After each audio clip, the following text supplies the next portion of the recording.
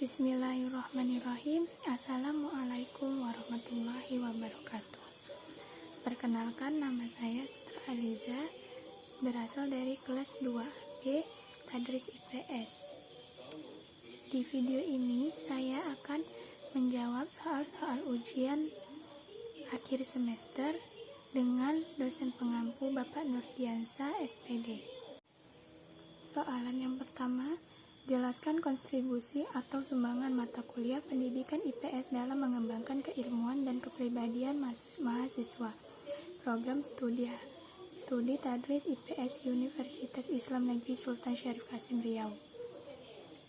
Sumbangan mata kuliah pendidikan IPS dalam keilmuan dan kepribadian mahasiswa program studi Tadris IPS adalah untuk menunjang sumber daya manusia yang mampu mengikuti perkembangan ilmu pengetahuan dan seni, serta dapat memberikan jalan keluar bagi hambatan-hambatan pembangunan.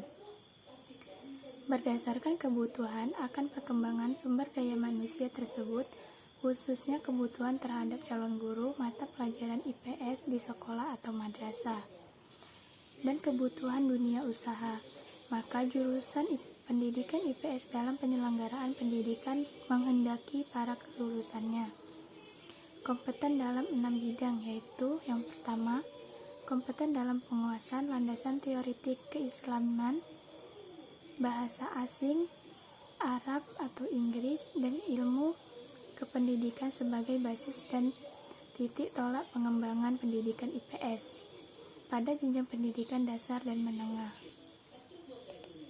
Kedua, menguasai substansi kajian pendidikan IPS yang meliputi penguasaan substansi ilmu-ilmu sosial program studi pendidikan ekonomi, penguasaan isi dan bahan ajar pendidikan IPS, serta pengembangannya. Yang ketiga, menguasai teori-teori pendidikan IPS yang meliputi kemampuan mengidentifikasi karakteristik peserta didik, menyusun rancangan pembelajaran, memilih dan menyusun strategi pembelajaran, merencanakan dan melaksanakan evolusi, proses, dan hasil belajar. Yang keempat, menguasai keterampilan, membimbing dan menggerakkan kegiatan sosial dan ekonomi yang bermanfaat bagi masyarakat, bangsa, dan negara pada jalur pendidikan formal dan informal. Yang kelima, menguasai pengelolaan satuan pendidikan ilmu pengetahuan sosial yang menyangkut kemampuan mengorganisasi komponen suatu pendidikan ekonomi, kemampuan melakukan supervisi, monitoring dan evaluasi program pendidikan, ilmu pengetahuan sosial, serta kemampuan mengembangkan inovasi-inovasi program dan bentuk penyelenggaraan pendidikan ekonomi. Yang keenam, mengembangkan kepribadian dan keprofesionalan meliputi kemampuan menyesuaikan diri dengan lingkungan kerja, kemampuan bekerja mandiri dan bekerjasama melalui kemitraan, penguasaan sumber-sumber baru untuk pengembangan keahliannya. Soalan yang kedua, coba saudara analisis isu-isu sosial kontemporer yang berkaitan dengan ilmu pengetahuan sosial yang dapat diangkat dalam proses pembelajaran IPS. Isu sosial kontemporer atau kasus-kasus yang terkini, karena selama ini seperti yang dinyatakan oleh Muchtar Bashori Qasim 2007, sekolah hanyalah memberikan kemampuan menghafal dan bukan untuk berpikir secara kreatif. Hasilnya siswa menjadi kurang termotivasi dalam belajar dan juga pendidikan kita tidak mempunyai makna. Untuk mengatasi permasalahan tersebut, peneliti ingin menumbuhkan motivasi belajar IPS siswa melalui penggalian isu-isu sosial kontemporer. Hal itu dapat diwujudkan melalui penggunaan metode inquiry dalam proses pembelajaran IPS di kelas. Masih banyak guru dalam mengajarkan mata pelajaran IPS berdasarkan textbook. Bukannya salah bahwa guru textbook. Permasalahannya jika buku pegangan mata pelajaran disampaikan apa adanya tanpa menyesuaikan dengan situasi sosial yang aktual. Sangat mungkin sekali pembelajaran sulit dipahami. Penjelasan pada buku pegangan digunakan sebagai bahan pelajaran sudah tidak sesuai dengan dinamisasi sosial yang sedang berjalan, sebab perkembangan sosial setiap saat berubah. Sementara itu, gaya pembelajaran secara textbook membuat siswa bosan karena tidak menarik.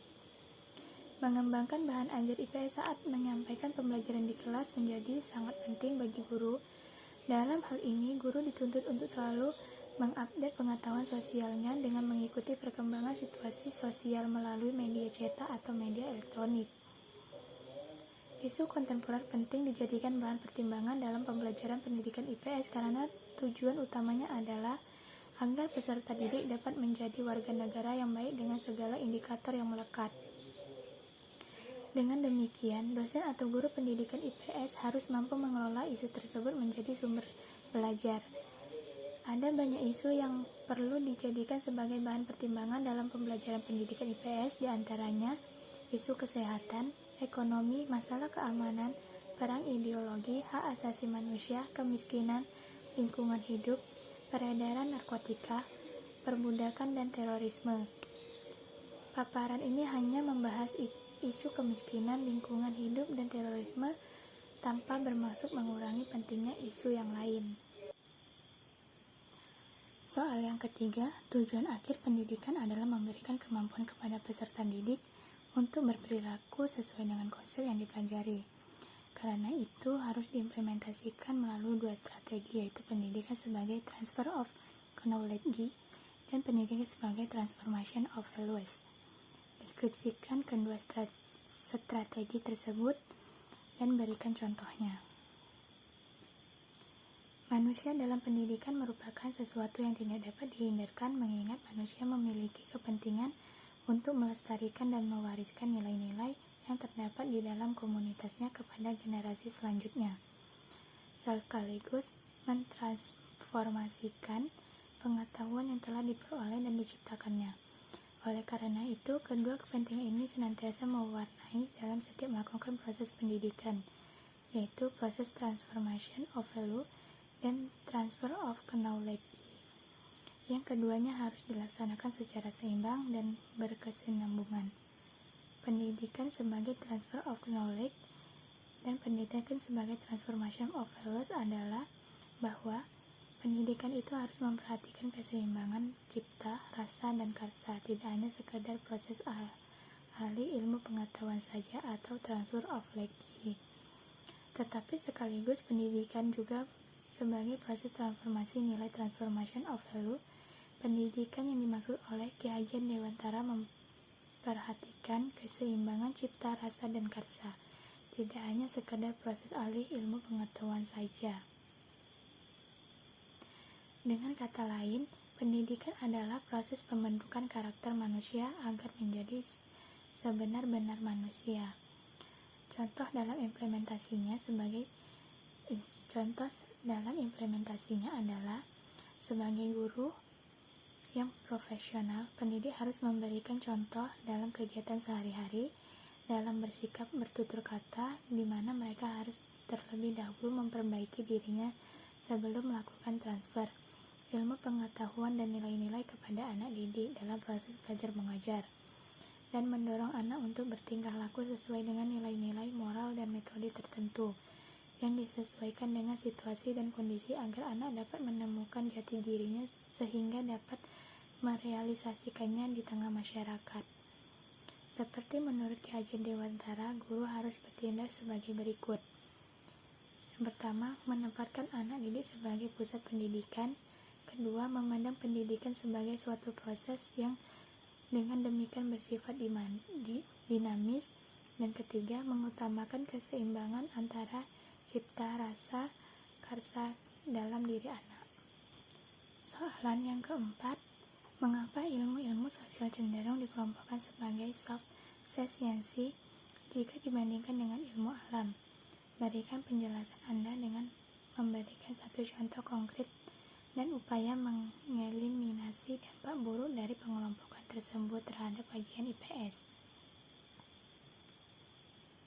Karena kedua ilmu tersebut mengacu pada masyarakat, meskipun IPA dan IPS saling berkaitan, tapi IPS lebih cenderung atau masuk pada kesosialan. Pada dasarnya, antara IPS dan IPA itu saling membutuhkan. IPA dengan alamnya dan IPS dengan sosialnya. Apabila saling dibedakan, maka negara kita tidak akan maju. Selain itu, ilmu sosial itu perkembangannya sangat lambat karena kesulitan dalam pengamatan. Tidak seperti halnya ilmu alam yang mampu mengamati gejala alam secara dekat dan langsung lewat media indera. Ilmu sosial sangat sulit menggunakan pengamatan langsung. Bahwa benar ahli ilmu sosial mengamati gejalanya lewat meraba, mencium, atau mengecap gejala yang sudah terjadi di masa lalu. Soal kelima, coba saudara uraikan dan jelaskan tentang strategi pembelajaran nilai dan keterampilan sosial dalam pendidikan IPS. Strategi pembelajaran yang pertama, strategi sinektik, merupakan strategi teknik berpikir kreatif menggunakan analogi dan metafora untuk membantu pemikiran menganalisis masalah dan mengembangkannya dari berbagai sudut. Terdapat 3 jenis analog yang digunakan dalam sinektik, yaitu analog fantasi, analog langsung, dan analog pribadi. Strategi sosiodrama pada hakikatnya merupakan usaha pembelajaran untuk memainkan kembali suatu insiden historis ataupun peristiwa-peristiwa sejarah. Yang ketiga, strategi studi ekskursi perjalanan adalah suatu prosedur pembelajaran yang memberikan pengamatan langsung tentang fenomena dan kumpulan data di tempat sebenarnya. Studi ekskursi perjalanan merupakan strategi pembelajaran dengan datang dan mengamati langsung objek pembelajaran. Keempat, strategi inquiry sosial merupakan suatu strategi pengembangan kemampuan siswa untuk melakukan penyelidikan dan merefleksikan sifat kehidupan sosial, terutama sebagai latihan hidup langsung di masyarakat. Strategi pembelajaran keterampilan sosial IPS.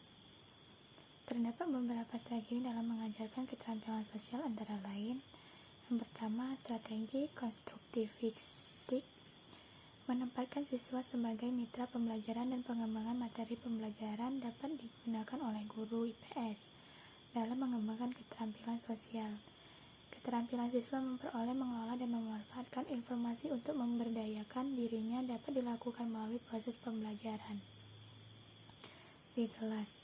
Comparative learning, pembelajaran komparatif melalui strategi comparative learning, siswa bukan hanya dilatih mengenai sikap keunggulan individual yang tergantung pada keunggulan kelompok, melainkan juga semangat serta keterampilan kooperatif yang merupakan bagian dari kemampuan relasi sosial di dalam kelompok yang menghimpun berbagai individu. Inquiry, yang merupakan salah satu strategi pengajaran dapat dipilih oleh guru IPS dalam mengembangkan keterampilan sosial atau intelektual. Strategi ini menekankan peserta didik menggunakan keterampilan intelektual dalam memperoleh pengalaman baru atau informasi baru melalui investigasi yang bersifat mandiri. Soal yang keenam, jelaskan serta uraikan latar belakang lahir dan berkembangnya IPS di Indonesia dan bandingkan dengan pendidikan IPS di luar negeri.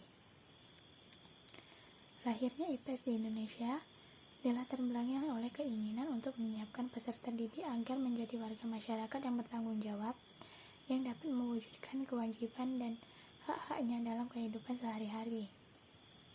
Ide IPS berasal dari literatur pendidikan Amerika Syarikat. Nama asli IPS di Amerika Syarikat adalah Social Studies. Istilah tersebut pertama kali digunakan sebagai nama sebuah lembaga yang diberikan nama Committee of Social Studies. Lembaga ini merupakan himpunan tenaga ahli yang berminat pada kurikulum ilmu sosial di tingkat sekolah dan ahli-ahli ilmu sosial yang mempunyai minat yang sama. Nama lembaga ini kemudian dipergunakan untuk nama kurikulum yang mereka hasilkan, yakni kurikulum Social Studies. Nama Social Studies makin terkenal ketika pemerintah mulai memberikan dana untuk mengembangkan. Lembaga ini merupakan himpunan tenaga ahli yang berminat pada kurikulum pada kurikulum ilmu sosial dan tingkat sekolah dan ahli ilmu sosial mempunyai minat yang sama.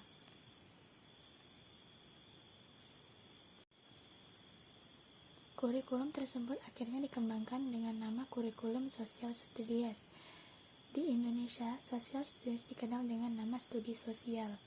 Dalam kurikulum 1975, pendidikan ilmu sosial kemudian ditetapkan dengan nama Ilmu Pengetahuan Sosial IPS. IPS merupakan sebuah mata pelajaran yang dipelajari dari tingkat pendidikan dasar sampai dengan pendidikan tinggi pada jurusan atau program studi tertentu. Sekian dari penjelasan jawaban saya, kurang dan lebihnya serta kesalahan dari pengucapan saya mohon maaf. Saya akhiri, wabillahi taufik wal hidayah. Wassalamualaikum warahmatullahi wabarakatuh.